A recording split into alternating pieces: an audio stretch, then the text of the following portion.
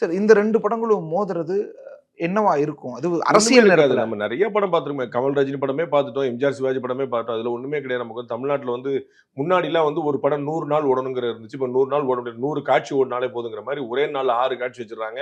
நீங்க எல்லாருமே ஒரு 10, 15 நாள் லீவ் இருந்தா தான் பார்ப்போங்கிற மாரி கிளம்பியிருக்காங்க. அதுக்கப்புறம் யாரும் பார்க்கல. அதனால தான் இவங்க எல்லாருமே ரிலீஸ் டேட் வரைக்கும் எல்லாமே மாறி மாறி வந்தது. ஒரே டயத்திலே நம்ம எடுத்துடணும். ஸோ நிறைய ஸ்கிரீன்ஸ், நிறைய பிரசன்ஸ் பேக் டு பேக் 10 மணிக்கு பதிலா மால் நிறைய வந்துருச்சு. ஸோ 10 மணிக்கு ஒரு மால்ல ஒரு தியேட்டர்ல 10:30க்கு அடுத்த ஃபிலிம் அப்படியே அங்க 11 மணிக்கு அப்படின்னு ஒரே மால்ல வந்து 10 காட்சி 15 காட்சி போற அளவுக்குலாம் வந்துருச்சு நம்ம.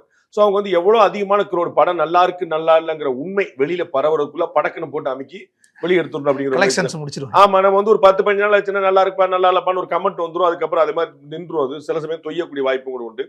திருட்டு விசிடிகள் வந்துருச்சு. திருட்டு ஓடிடி வந்துருச்சு. நிறைய போட ஆரம்பிச்சிட்டாங்க. ஆனா நல்ல பிரிண்ட் வேற இருக்கு அப்படிங்கிற மாதிரிலாம் சொல்ல ஆரம்பிச்சாங்க. நம்ம வந்து ஃபார்வர்ட் பண்ற மக்களே ஃபைனல் பிரிண்ட் ஹெச்டி பிரிண்ட் அப்படின்னு கொடுத்து தான் ஃபார்வர்ட் பண்றாங்க. ஸோ அந்த மாதிரி சந்தர்ப்பங்கள்ல 2 பேருமே ஒரே இடத்துல வரது வந்து நான் ஒரு பெரிய ஒரு அரசியல் சதி பின்னணி அப்படிலாம் பார்க்கல. திரு சிவகார்த்திகேயன் ரொம்ப தெளிவுபட்டு சொல்லிட்டாரு. இந்த மாதிரி டேட் மாறி மாறி வந்து 2மே ஒரே நேரத்தில் வரும்போது 2 படமே வேற வேற டைம் தான் பிளான் பண்ணியிருந்தோம்.